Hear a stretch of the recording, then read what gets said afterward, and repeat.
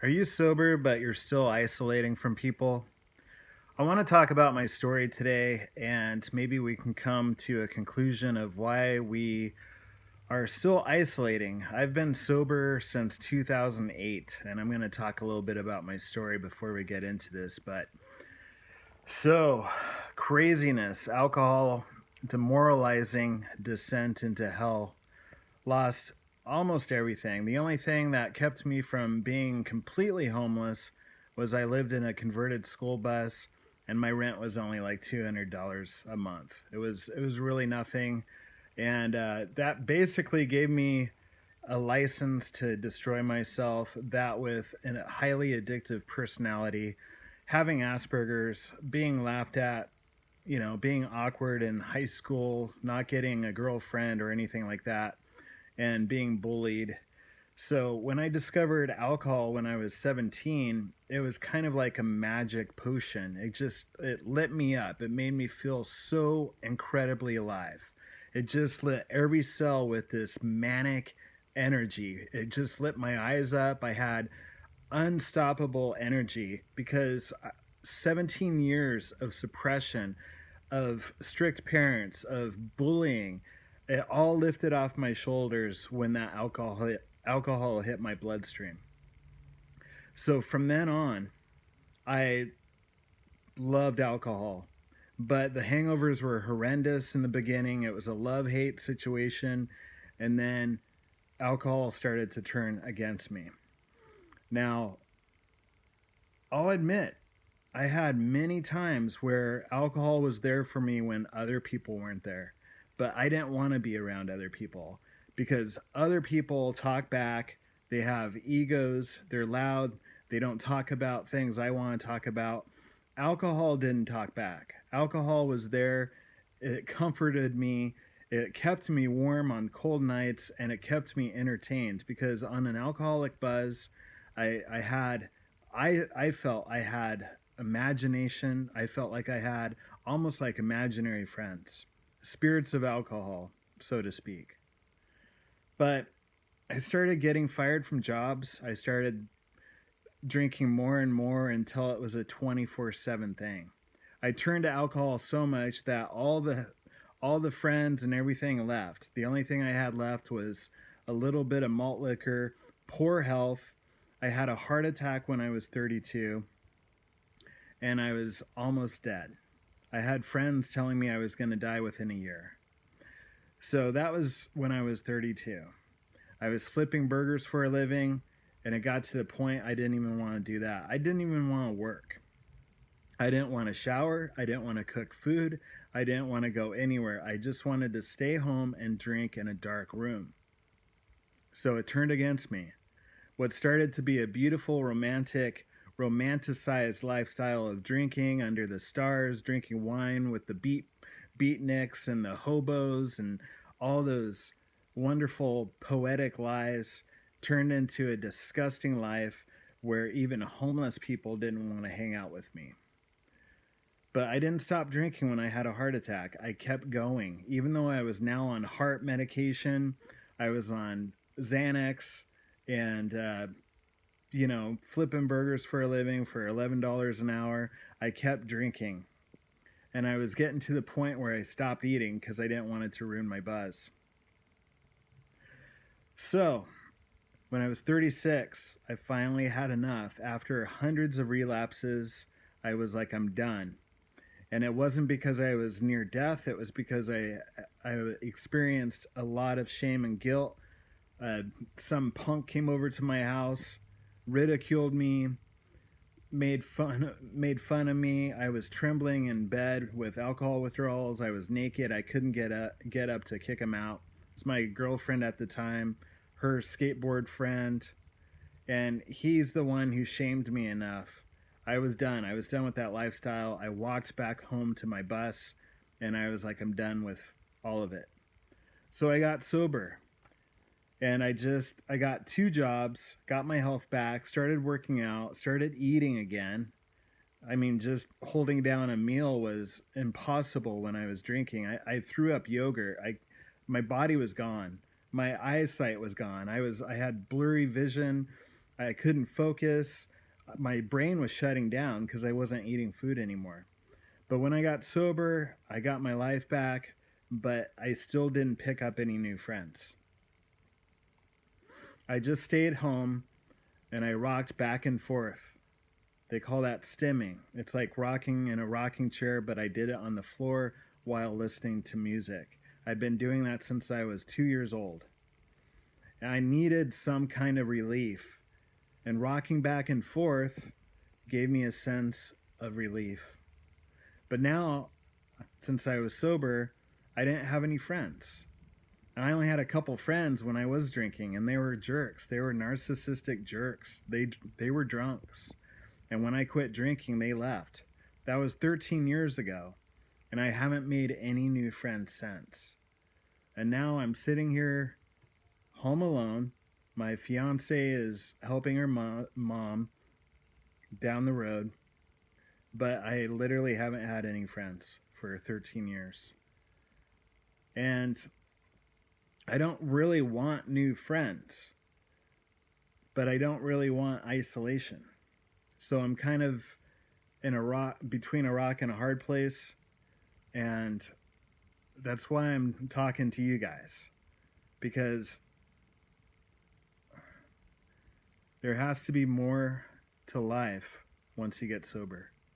There has to be more to life when you start doing good things. It might take time to start rebuilding your life, but that pink cloud from getting sober, there's like a honeymoon stage. When you get sober, you're going to feel good for 6 months, a year, 2 years. You're going to feel really good. But a lot of ex-addicts don't stay in the program. They quit AA, they go back, or they just isolate. They don't pick up their life completely. Like, I picked up my job again, I picked up my health again, but I did not pick up the social aspect. And that's part of Asperger's as well. I mean, alcohol made me feel normal. I could articulate, I could talk to people, I can converse, I could go out. But then it turned against me, and I isolated more even when I was drunk. I didn't go out, I didn't talk. It wasn't liquid courage anymore. It was poison, and it was destroying me. So now I'm at a point where the only thing I want to do is attract people like me. Using YouTube, using my blog, whatever. But I'm going to be very picky. I don't want to talk to normal people. I don't want to make small talk to normies. I want to talk to people like me. I want to talk to people that have Asperger's. I want to talk to addicts and alcoholics, ex-addicts and alcoholics. I don't want to talk to people using. You can totally watch this video if you're using and you want to get sober. That's great. I congratulate you. You're in the right spot. But a lot of us isolate. We self-isolate before the drugs and alcohol, and we might self-isolate after drugs and alcohol. So I'm at a point where I want to create something. I want to create something with my life. I want to do something more than just flipping burgers or digging ditches. I have a gift just like you have a gift. We have a God-given gift. And alcohol and drugs almost destroyed my gift. It already took away a couple of my talents. It took away my drumming, my music. It took away my music career. It took away my writing. Okay, I can still write, but it's not the beautiful poetic prose that I once wrote. The romanticism is gone. A lot of the writers I looked up to committed suicide, like Hemingway, or they were junkies like William Burroughs, or they were drunks like Charles Bukowski. They were bad role models for me. And now that I'm sober, those role models are long gone. The alcohol is long gone. The drugs are long gone. But what is left is me being raw and vulnerable right now. And the only way that I want to do something with my life, the only thing I can do is what God gave me. And that's right now is to connect with you guys and talk about this, whether you have Asperger's, autism, if you're an ex-addict or alcoholic, highly sensitive. You know, I was so sensitive. My dad was scary when I was growing up. His rage was scary. And I started rocking back and forth. It was soothing. I knew how to soothe myself when I was 2 years old. I tried everything to soothe myself and to fill my heart. To fill my heart with something, to feel good, to numb out reality. It was too much. The bullies in school, being awkward and weird around girls. I never had a girlfriend in high school. I never had the popular, I was never popular. I was always on the outside looking in. I was analyzing people. Before I even spoke, I would analyze people for weeks. And that's usually what intelligent people do. They don't just go in and blurt everything out and be obnoxious. So we have a gift. Highly sensitive, ex-alcoholic, ex-addict, you have a gift. And if you laser focus that onto something healthy and creative, you can make masterpieces. There's a big lie out there where you have to be deranged and messed up to be a good artist. That's a lie. I believe that in my 20s. Now I'm 48. I can create the most beautiful work ever. It could be these videos. It could be my blog. It could be whatever I want. You have the same gifts. So channel that angst, channel that isolation, and put it into good work. Do a couple videos. Just talk. You don't have to present yourself. You don't have to say your name. You don't have to tell them where you live, what you do. You can say anything you want, and eventually people will come to you.